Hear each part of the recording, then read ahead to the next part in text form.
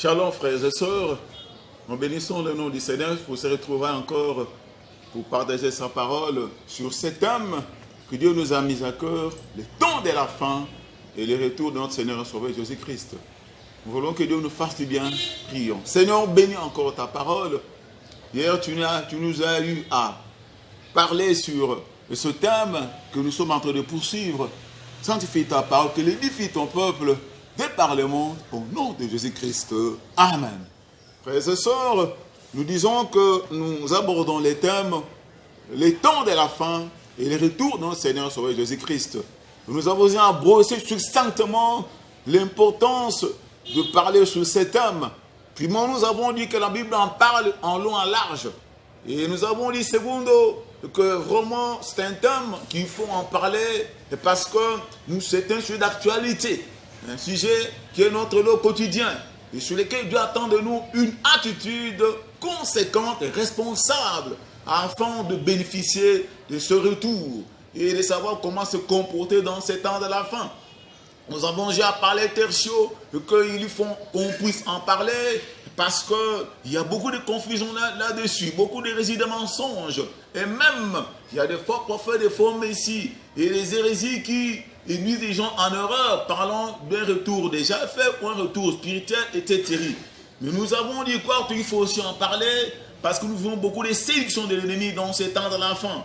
Il faut que le peuple de Dieu soit outillé et équipé afin de faire face avec, comme des vainqueurs face aux événements marquant le retour imminent de notre Seigneur Jésus-Christ. Aujourd'hui, Dieu nous a mis à cœur de parler sur les deux phases de sa seconde venue.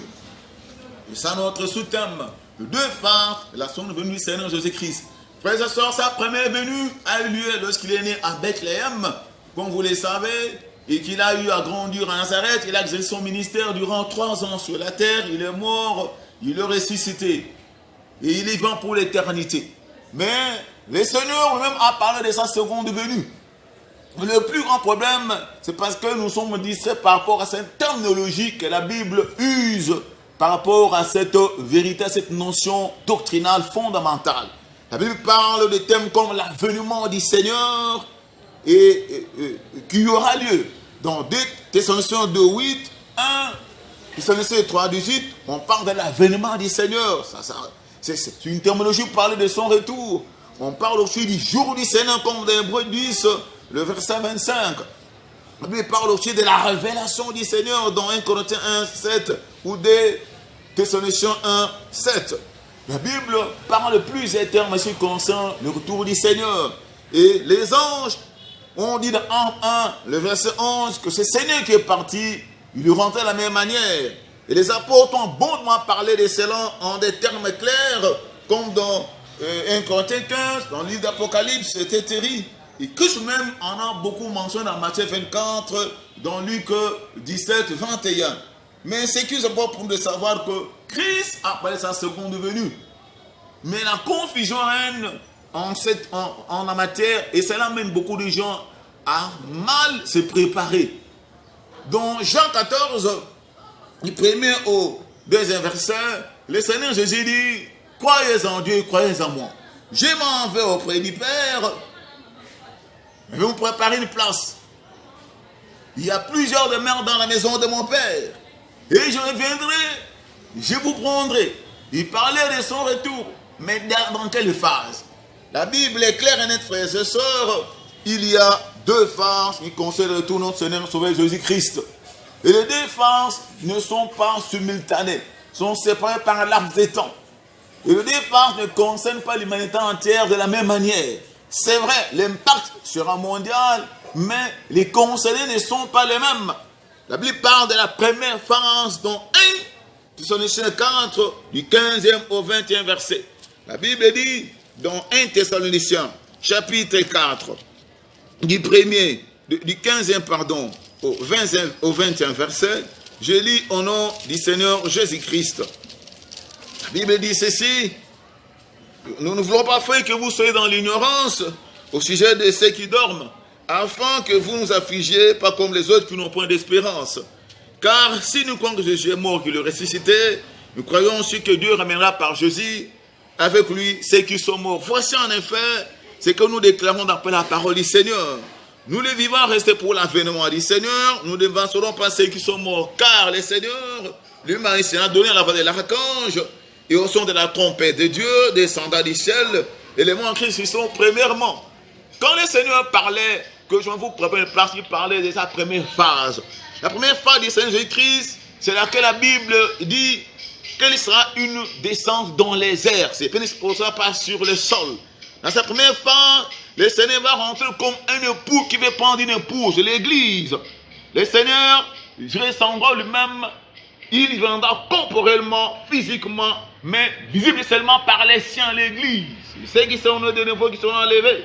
Ce sera un retour soudain, en un clin d'œil, au son de la trompette, la voix de l'archange.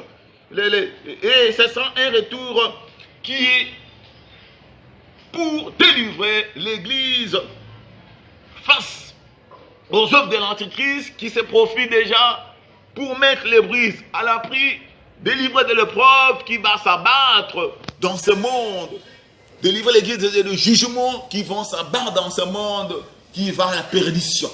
Frères et sœurs, la Bible nous montre clairement qu'avant le déluge, Dieu a extirpé Noé face à l'épreuve. La Bible montre clairement à l'âge qu'avant le feu tombe à Sodome, Dieu a extirpé Lot. Et ce monde aussi, avant le jugement qui est décrit dans l'Apocalypse, les 7 coupes, les 7 trompettes, tous ces jugements terribles qui vont s'abattre dans ce monde pendant la grande tribulation où régnera l'Antéchrist, Dieu dit qu'il va retirer l'église. Et ce sera avec l'événement de l'enlèvement qui est la première phase du retour du Seigneur dans les airs. Il vient comme le pou qui veut prendre son épouse pour délivrer l'église qui est demeurée fidèle. Mais la deuxième phase de son retour, la deuxième phase de sa seconde venue, là, sera un retour en puissance, mais sur terre. C'est différent de la première phase, il va s'arrêter dans les airs. La Bible nous dit dans Zacharie 14, 1 à 5, dans Apocalypse 19, 11 à 21, que le Seigneur rentrera pour sa seconde phase de son retour lors de la bataille d'Armageddon. Une grande bataille dans la vallée de Megiddo. Sera un retour comme guerrier. Un retour, il vient secourir Israël assiégé par les nations. C'est un retour avec force pour venir régner. Bien-aimé, c'est la première phase. Le retour du Seigneur qui prend son épouse, qui va se réjouir avec lui pendant 7 ans dans les airs. Mais sa seconde venue sera un retour avec les saints pour venir régner pendant 1000 ans. La seconde phase de son retour sera précédée par la grande tribulation où ceux qui auront été l'enlèvement auront à souffrir, on irait le méfait et le jugement terrible dont nous décrit le livre de la Révélation, le livre de l'Apocalypse. C'est que plus important pour de savoir ceci, frères et sœurs, que nous, en tant qu'Église, nous préparons à la première phase du retour du Seigneur qui est l'enlèvement, qui est imminent. Nous aurons abordé demain sur les signes qui corroborent, les signes annonciateurs, les signes précurseurs, parlant de sa première venue.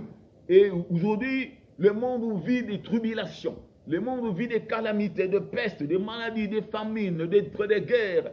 Ces signes sont des signes avant-coureurs, annonciateurs du retour du Seigneur qui est vraiment à la porte. Et l'Église doit avoir une attitude différente. C'est ça, bien aimé, le plus important.